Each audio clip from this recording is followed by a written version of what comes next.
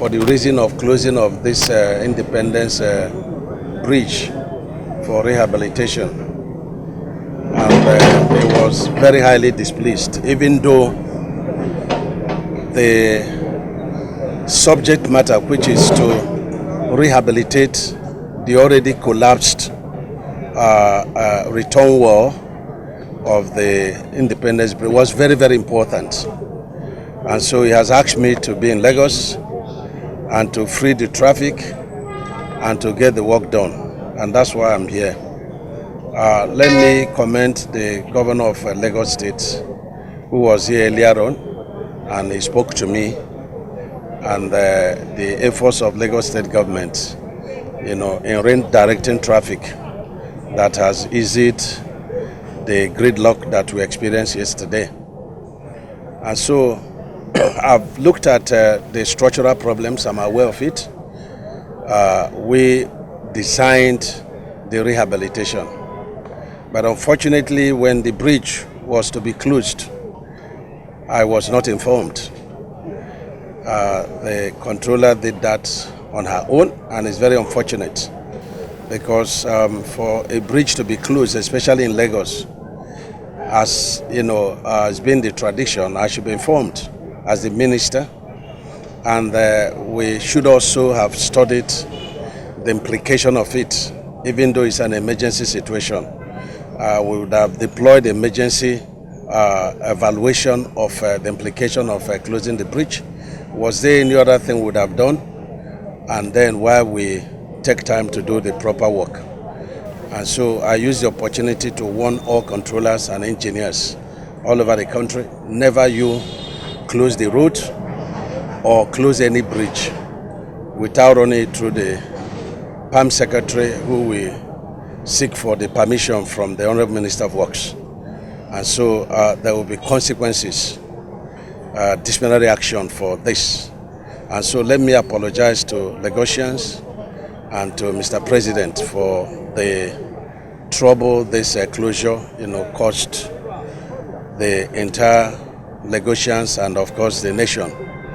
And I take responsibility for it, even though I did not order it, but every action by any staff of Ministry of Works, I take responsibility for that. So I'm not shying away from, the failure that this closure, sudden closure, we call it, cost.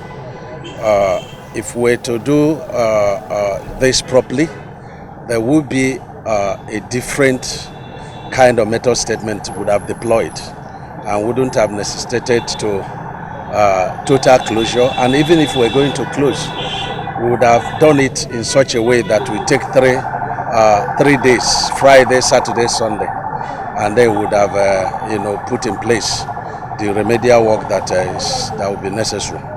So what we are doing now is to restore the bridge temporarily within the next 3 days. By Sunday, this place will be totally open. And then after 2 weeks, we will look at the settlement. And then we will take out 3 days to put the permanent structure. That is what we're going to do. Buildware is a reputable company, and they have been restoring a lot of failures on our bridges. Bridges in Lagos, some of them 53 years old, but they are very reputable in handling these bridges. Some of bridges spans have been lifted up, especially Eco Bridge, Marina Bridge, and even the Lagos Ibadan Bridge. They are also intervening in all of them. And so we have discussed, we are going to vary the design. The design will be varied according to the emergency situation we found on ground, and the contractor is going to cooperate with us. I'm not going until the bridge is fully restored by Sunday.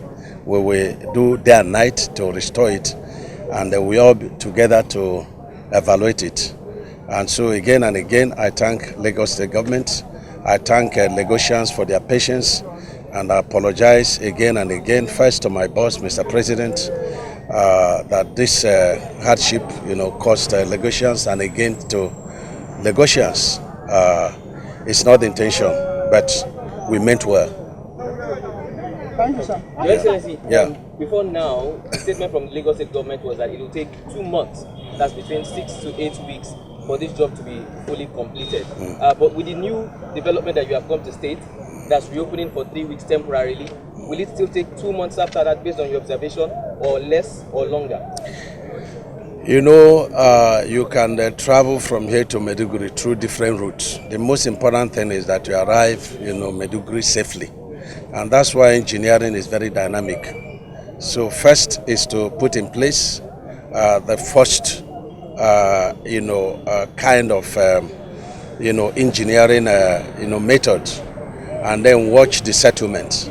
Already built well had a kind of constructed retaining wall, on piles that doesn't allow the sand to escape. Because what happened was that the sand was escaping and then the road was sinking. And so each time it sank, people didn't know what the problem was until the road broke. And if we didn't intervene the time we intervened, even though we would have intervened differently, then it would have resulted in, it's like a bridge caving in, and it would have caved in. So the method that I've agreed with contractor is going to be foolproof.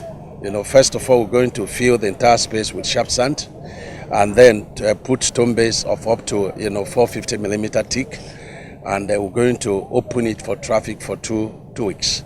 And after 2 weeks, then we start doing decompile, but it's going to be in sections. We divide the entire carriageway into two.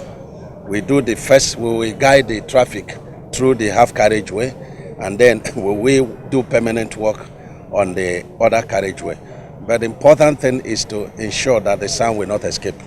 If sand escapes, then it will be a different method. Then we will kind of construct a mini, bridge on it.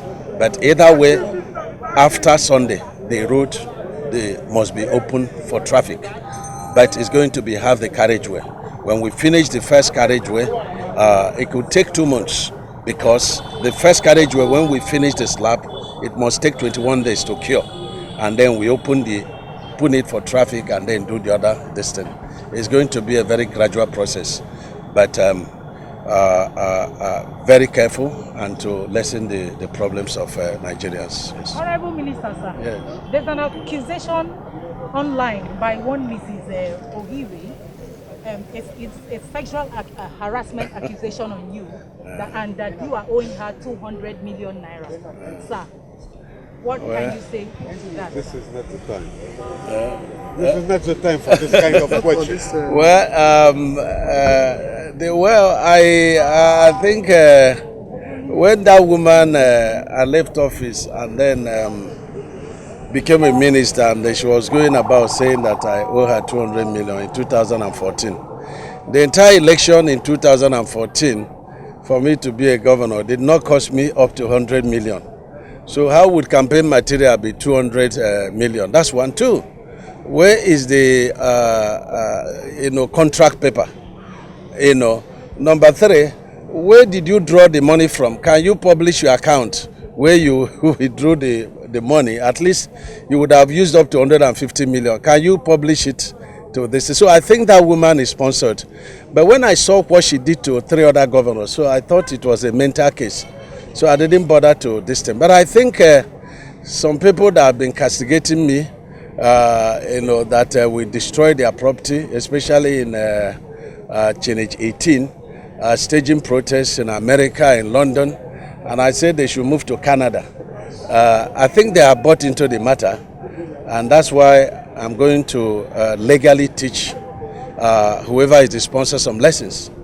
So I've directed my lawyers to go to court and claim damages, and so the woman should be able to publish. And again, the woman should publish her picture and see whether she can be even attracted to any man in the first place. And our women should rise up to this stupid thing of sexual harassment, because it's going to work against them. Every man that is positioned is going to be afraid of talking to any woman, even to the extent of not helping them, because there's some very unserious ones are now beginning to think that this is the way to go. And it's very unfortunate. So, but we will use this one to teach a lesson that we safeguard every man who is as decent as myself, as far as that is concerned. There is an ongoing sunfield around the Third Milan Bridge. Is there, we pose any threat? We have directed arrest of the person, and we've directed all activities in that location. And of course, the Federal Executive Council had directed that no sampling or dredging or anything, about 10 kilometers, 10 kilometers radius, all through. So this is very important. So we've directed the arrest, and then it's going to be prosecuted. And every activities around that Tomeland Bridge has been directed to stop. What is the identity of the person, sir? I don't know. They told me here. It's when I come, we now know who the person is, and then we start the prosecution. But we're definitely going to prosecute the person. Minister, yes, go ahead. There's been this spreading news recently that the renewal agenda only back on certain major projects. Yes. All? Yeah, that's very terrible. I don't know where they got that information from. Even in one region, we have over 10 major projects that are ongoing, in one region. And so when I do my public, campaign for the enumerations of, Section 2 of Lagos Calabar Coastal Highway, we're going to mention, offhand, a number of projects that are going on, region by region. So I don't know who posted that.